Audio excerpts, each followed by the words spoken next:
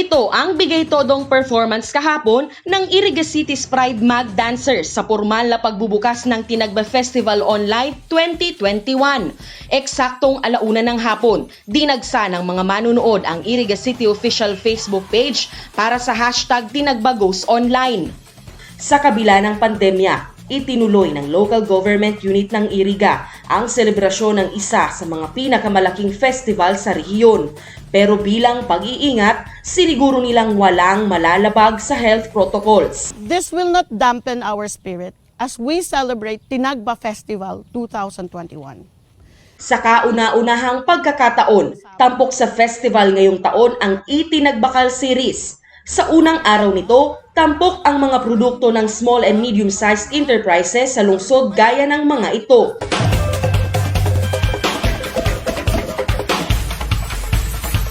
Punta tayo dito sa ating food court na nasa likod ang Airwings. Katuwang dito ng pamahalaang panlungsod ang kanilang delivery partners, kaya habang live online, pwedeng umorder ang mga manunood.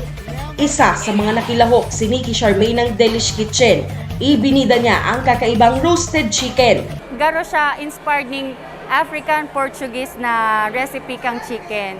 So talagang international ang flavor niya, pero at the same time, locally man nababakal ang ang mga ingredients. And at the same time, since siya, garo organic mga herbs, super healthy siya. Ang kagandahan is dahil ko siya binabakal sa ibang lugar. So nakakatabang na ako.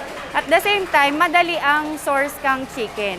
Ipinagmalaki rin ni Kayla ang healthy foods mula naman sa Green Thumb. Jacket potato, clubhouse. So, more on healthier side po tayo. So, meron kaming lemon basil, lemon ginger. Mas nakilala kami first sa fresh fresh cucumber juice. Magayon, exciting. Exciting na mapagal kasi talagang buhos ang orders. Hindi rin syempre nawala ang refreshments. LGU has been supportive sa amin, sa mga small businesses. They've been helping us na ma-promote yung business, and of course, this is one way of providing employment sa mga kababayan natin dito. And of course, itong mga products namin, yung isang objective kasi namin is to promote yung mga indigenous products, lalo dito sa community natin. Dito libre na po promote and natutulungan po yung mga maliliit na negosyante po, gagaya po namin. Ayon sa head ng Tourism Department na si Peter Lagyap, importanteng matulungan ng LGU ang mga negosyante sa lungsod.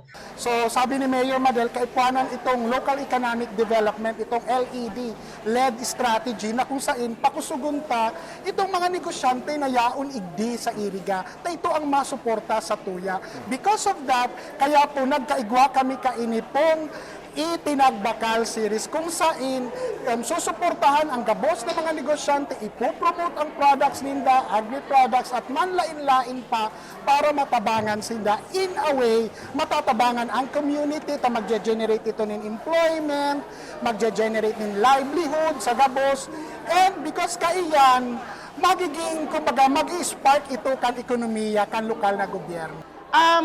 The only way to regain the economy, because we are nasira talaga yung ekonomiya because of the pandemic and natural disasters, the only way is to support local. And the only way is to support MSMEs. Ito po ang the best way how to recover. Sa 9 ng Pebrero, nakakasa ang Itinagbakal Series Day 2 kung saan bida naman ang processed foods. Agricultural products naman ang dapat abangan sa Itinagbakal Day 3 na nakatakdang ilunsad 9:00 ng umaga sa February 11.